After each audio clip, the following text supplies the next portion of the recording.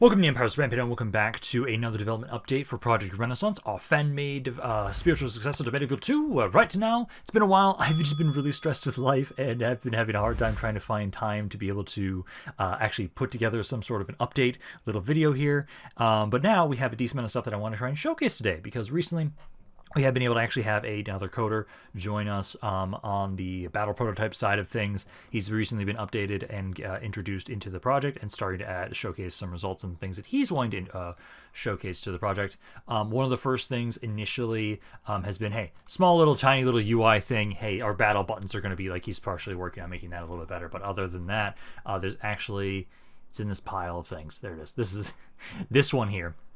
He's actually been working on getting us more of a proper actual camera for the battle map, getting that to be working alongside using moving the stuff with the units and everything like that.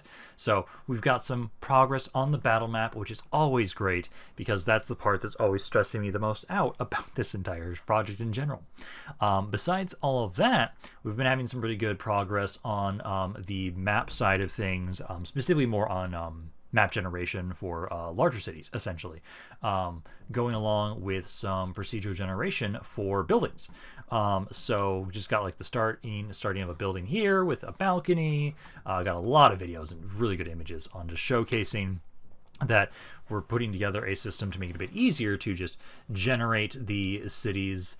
So hey, we just have to like get the layout, then it'll be easier to kind of fill out the layout of the city, because I know we want to have it so that we will be able to have some more like London's the best example. We want to have like more historically accurate versions of those cities. So it's like, okay, hey, if we can get like the layout exactly right, some of the like the really big cities, I think like a lot of the stuff you guys will see here as I'm showing you will be really good for like very large cities, because we have some of the initial stuff for smaller settlements as well.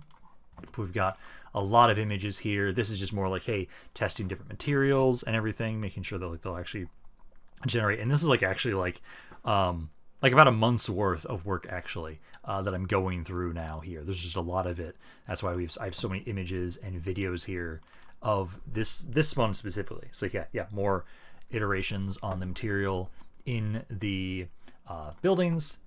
Here's some more of the procedural regeneration stuff. Because essentially, we've been doing this while we have been thinking about finalizing, like what are going to be the actual cities that we're going to have be the final settlements in the game. Because I know we've been trying to think about, or at least I've been the one focusing on this the most, is hey, here's like the backyard generation stuff too, and fill that on as well, the starting works of it. Because essentially we want to make sure that we're trying to have it so that the cities that we'll actually have in the game are going to be higher than the density of Medieval 2, but lower, because this is from my own experience, the Roma Surrectum mod for Rome Remastered is like the epitome of like, oh god, there is too much shit. And so trying to have it so like if we roughly scale it out, we're trying to be smaller than that, because also, my god, this could get really big. But like, for example, this is a list that I've initially put together, and I'm trying to have it so I'm talking with our research team, research side of things, to try and make sure it makes sense. But essentially at the moment we kind of divvied it out that roughly at the moment maybe 30 main territories, because the way that we talked about this, or I've talked about this in the past, is the settlements that we want to have is, for example, London is the main city, similar to how you have it in Medieval 2. It has all the build slots. That's where like you control that territory, you control the entire, you actually control the region. These satellite settlements, as I'm calling them, will be representations of resources attached to that settlement. So if you are upgrading farms in London, they'll be represented on the map at St. Albans, for example. And essentially, like, I'm thinking like, hey, I gotta maybe rearrange this a little bit or add some stuff. I'm thinking I want to add some more satellite settlements to London. It feels like it maybe needs a little bit more. But effectively, this is kind of the list that I've been working with and thinking about right now on what would be the kind of the resources or aspects that are built outside of the main city. But it's like, okay, hey, we got this settlement has influence over the surrounding territories. That's where you have these satellite settlements, which will be the idea of like, okay, you don't have to go to war with somebody to attack a satellite settlement. Like, that's the idea I really like about making this so that, hey, you don't have to just go into raiding stance to raid. You actually, to raid, you physically just go to another person's city and you attack their satellite settlement, but that would not be considered war. That would be considered you doing a raid. You attack the main city, that's considered war. So it's really important, I think, to get this list of cities set up right, and I like this idea. I think it will work well when we get it implemented in. That's why, going back, we've been doing so much work on this. So we've been trying to make sure that we can develop these cities and actually make it so we'll be able to build the big cities easily enough, because there's going to be so many that we're going to want to build. So like this procedural generation tool will help get the initial stuff, because it's not like we're going to use it for everything, but it's like, hey, if we want to, we can make it so that we can get some, it'll make it just our work easier when we have this kind of tool. I find it funny that literally we had a plugin that just didn't make the roofs themselves properly.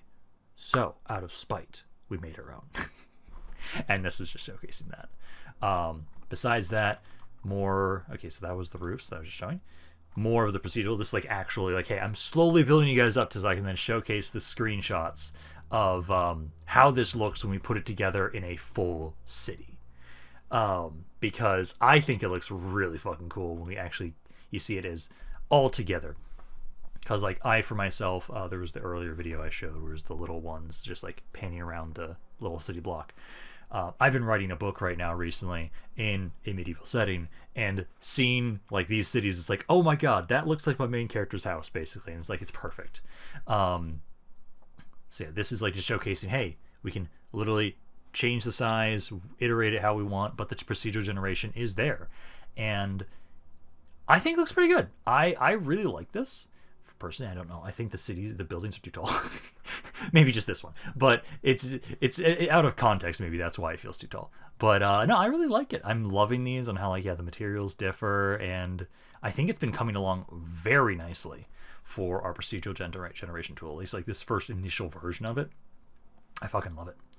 And I think, am I almost out of these? Again, I have so many things. I'm so far behind on wanting to do so many things and showcasing stuff that I had to just collect all this, and it's just like basically about a month's work, because a lot of this stuff started in February. But no, like here's an actual showcase of like how it will generate. So all we have to define at this point in time is the different little sections of the intersection, and inside it will generate the plot. And that's kind of the idea, so that it'll just like help us develop these cities faster, so that way we can have more time focusing on other things, which is great.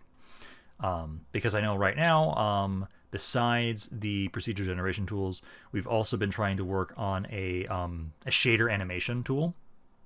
So that way we can basically try and see if we can save processing power by doing those animations through shaders for some of our units. And that's been coming along nicely. But you know, like here is an initial generation. And I find it interesting. I was actually comparing, like thinking in my head, looking at like maps on Attila, maps on Rome 2, and it's like, this is actually kind of similar for like the backyard stuff. But like it needs some more refining, I think. But it's definitely like in the right direction. But I think that's all the videos. Is that all the videos? Because then yeah, here's like the updated road texture that we just recently started using more so. And then there's the videos already showcased. So that's all of that. But now I can show you guys like what it is like when we put it all together. So like this, I like it. Like once you get it all together and you can see all the buildings all together at the same time, it's really getting there. Oh, wrong way. It's really getting there. Like this to me almost looks like something out of like a high-end Manor Lord's city. Like that's what it reminds me of right now. Like I love how we're getting in that direction. Slowly but surely, we're getting there. Also, we've been trying to edit some of the assets we have to make them work a little bit more with what we're trying to do. But like, that looks great. You guys will have already seen this one because I already knew I was going to be wanting to use this as the thumbnail, because this is the best one. This looks fucking amazing, and I love this. Just showcasing that slowly but surely, we are getting to where we want to be with this project. It's taking time. It's going to take some time. But I love how things have been going along with this. And I always appreciate your guys' support. And I know I apologize that I am the one that is the one in charge of outreach and social media outreach and stuff like that, where I'm the one that has to do all of the channel stuff, and my own depression kicks my ass and makes it so it's harder for me to focus on that, especially when I'm trying to juggle so many things. So I apologize for that, but I thank you, especially on the team's behalf. Thank you guys for always supporting this project, because we are making progress, even if my lazy ass is sometimes having a hard time keeping up with not burning out. But no, I thought this was a nice little update. I want to showcase where, actually, let me go find the video so I can kind of showcase the animation system, because it's trying to make it so like, hey, reduce usage of the computer while we're trying to just animate a bunch of fucking people. So let me go find that, and then we'll probably be done for today, because that's the main thing. It's like, hey, got a lot of stuff on procedural generation for the cities. We're finalizing the list for the cities so that we can have more targeted research, because we've had like a rough idea of like, okay, we do want to know like this is what we're doing, and then I put together the actual list of cities, keeping in mind the satellite cities. And again, I think like London I might need to add. I want to add maybe some more satellites to London, but like main cities like you would imagine them in Medieval 2, that's supposed to be. And I will clarify a reminder that the satellite cities are not supposed to be like Rome 2, where you have the province that's split into 3 cities. You have to control all of them to control the province. That's not how this is fucking gonna work. It's supposed to be, you control the main city, you control the province. Somebody can occupy your satellite city and prevent you from having access to that material or whatever it is, that resource. Like, hey, if you own Cork, you own Kinsale, but someone is occupying Brandon, your city's gonna grow slower because you don't have access to your farms and food. That's the idea. It incentivizes you to want to control all of it, but you don't need to. Like the fucking systems in Rome 2 and in Attila, where it's like, hey, you control most of the region, but you can't do anything, you can't do edicts until you control all of it. No. But slowly but surely getting through that. Let me just go try and find where those images are, because I didn't save them, because he's been showcasing them more on YouTube videos as opposed to videos I can just download, like so. Okay, here it is. And the guy that's developing this, he has a lot more experience in Unity initially. Oh, where'd it go? Okay, that was actually where he is initially developing this in Unity, but he is intending to translate it over into Unreal once he has it finalized. But the idea is we're trying to make a system so that we can just reduce reduce usage and more focusing on the GPU animation with shaders. That way we can hopefully make it so, hey, when you have hundreds of thousands of units, like, hey, here we go, now we're up to 1,000 objects, still at 120 frames. That's the idea behind this tool, and slowly but surely been putting it together. Apologies for the dogs, I'm trying to make sure they're not jumping in here. But you know, so like, this is just showcasing how the tool has been coming along so far and comparing it, not with shadows, without shadows. And I can't remember with this one how many entities he goes up to demonstrating with the tool. I know 1,000 for sure right here, generically using, hey, these generic hoplites as the stand-ins right now. But the idea is still there that we should be able to easily translate this over into Unreal. I think over here it's like goes up to, yeah, here's 2,000. So 2,000 entities all moving all at once. This is the built-in one, and then trying to compare it to the tool we're putting together right now.